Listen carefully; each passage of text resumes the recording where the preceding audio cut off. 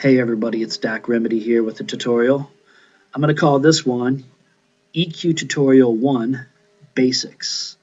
And here we're going to pull this up right here. I'm going to pull up a typical graphic equalizer. I happen to be using FabFilter Pro Q. This is actually just a personal favorite of mine, but in this tutorial it'll cover just about any graphic equalizer that you choose to use. You see here in this graphic equalizer, we have a frequency range here. It's measured in hertz or kilohertz. Every 1,000 hertz is equal to 1 kilohertz. Most graphic equalizers have a frequency range of 20 hertz to 20,000 hertz, also referred to as 20 hertz or 20 kilohertz. That's because this is the frequency range audible to the human ear. Most frequency ranges are split up into sections. See, in the beginning here we have our lows. Your low frequency range is anywhere from, say, 20 to, depending on the instrument, 140, 180, 200. Anything between 20 and 80 is where you're really going to get a lot of that low, that sub-bass noise.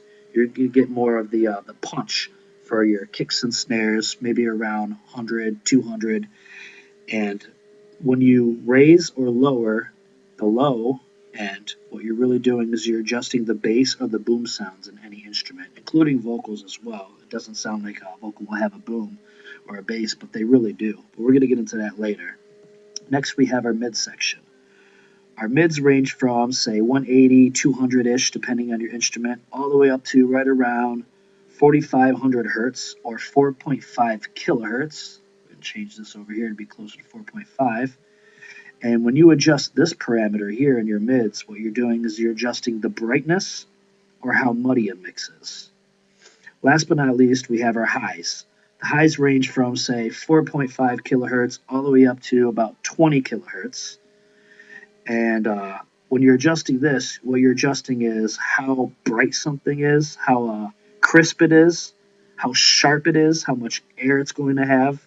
And you have to be careful, especially with vocals right around this range, because this is where a lot of sibilance comes into play.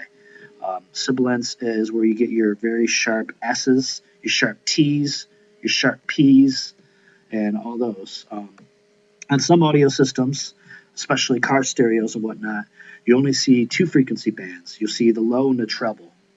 What that is treble is actually the frequency range above all the low end that encompasses the mids and the highs together in one single knob. So you really have less play with those, and you're really controlling just the bass and the rest of the mix. Now we're going to get into some terms here.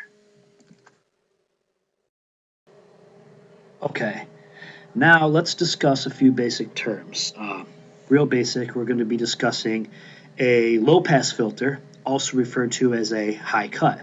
So I'm going to select this node here, right around where the highs would kick in, and I'm going to give it a high cut, which is going to cut out the high frequencies, also referred to as a low-pass filter because it allows all the low frequency ranges to pass through the mix. So low pass, high cut.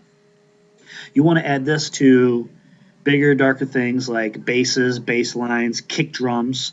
What it does is it allows room in the mix up here for brighter instruments like, say, vocals or hi-hats even, flutes, horns, etc.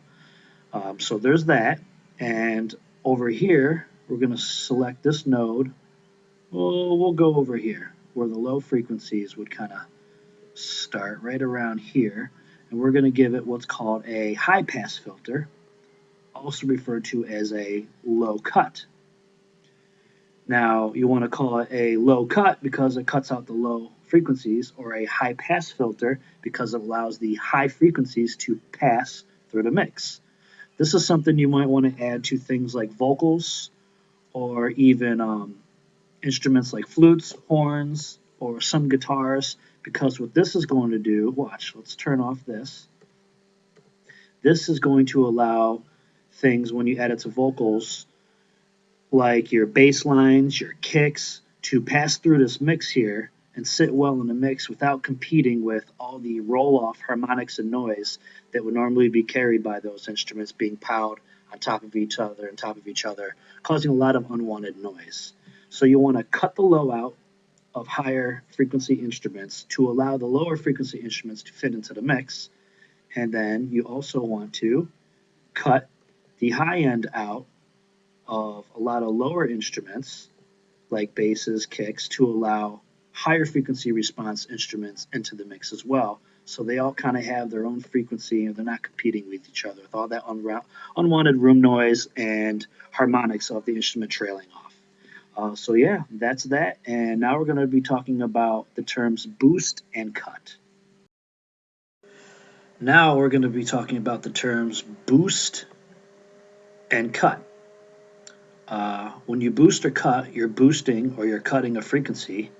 Also, by raising the gain and lowering the gain is you boosting or cutting the desired frequency that you choose here. So here I have my frequency right around 1 kilohertz or 1000 hertz. When I gain it, I boost it. When I lower the decibel cut, I'm cutting it. And then also affected with all this is what's called the Q, also referred to as the Q parameter. Now, the Q parameter allows you to affect how wide the frequency band actually is of your boost or your cut. General rule is when you lower the Q, you're making a wider frequency band, and when you raise the level of your Q, you're making a much narrow, thinner frequency band. Now, as far as rules are concerned, the general rules that most people are going to follow here with boosting and cutting is that you want to boost wide, but you want to cut narrow.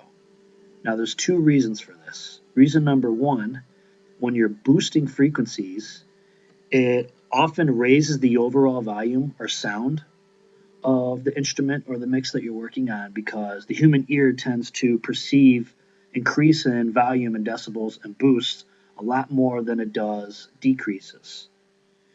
When you're cutting a frequency, obviously then the overall volume of the sound or instrument or mix that you're working on is not going to be affected as much by the cut, also because you're doing a narrow cut. So you're really just stripping a certain frequency channel without grabbing all the extra sounds and harmonics that are created within that frequency band being too wide.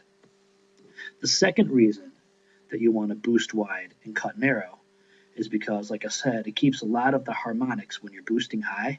You're keeping all this extra room and harmonics into your boost of, say, you want to add a little extra presence to your vocals right around here. It's going to add all the extra harmonics and roll off of that frequency that you're looking for. But say over here you sound a little too muddy, what you're going to do is you're going to isolate the signal that you want and you're going to cut it without taking off too much harmonics or too much extra sound or trail off of the frequency that you think was a little bad. All right, here, now that we've learned about boosting and cutting and creating narrow bands, we're going to talk about something called frequency sweeping. Frequency sweeping is when you create a narrow band and you literally are sweeping it across the frequency field or frequency range, and you use this to isolate signals or frequencies that you either want to increase to make more prevalent into the mix or decrease to take some of the ugliness or subdue it from being in a mix a little bit.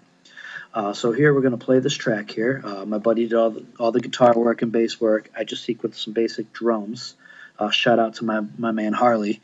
But we're going to play this here so you can hear this. And I'm going to show you a real basic frequency sweep. I got this playing here. Create a sweep.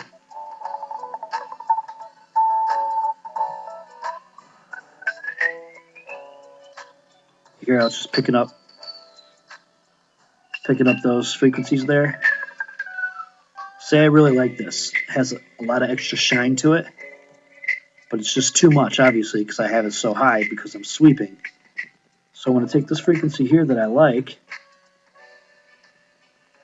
boost it wide,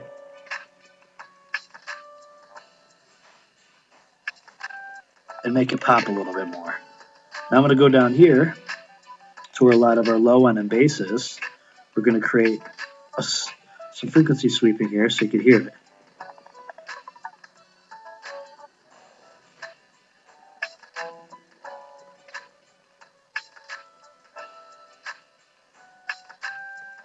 It's getting muddy there. Take this out so you hear it better.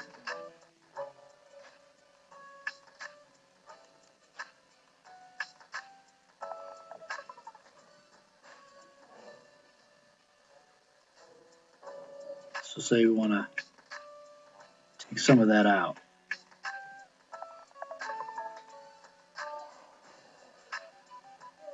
Take some of that extra punch out. Get this up. Maybe you like some of the low end, sub bass.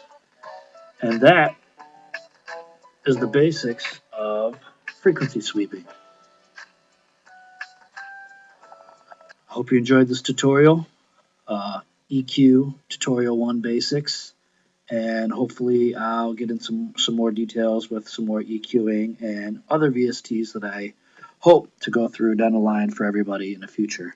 Thank you for watching. This is Doc Remedy. I'm signing out.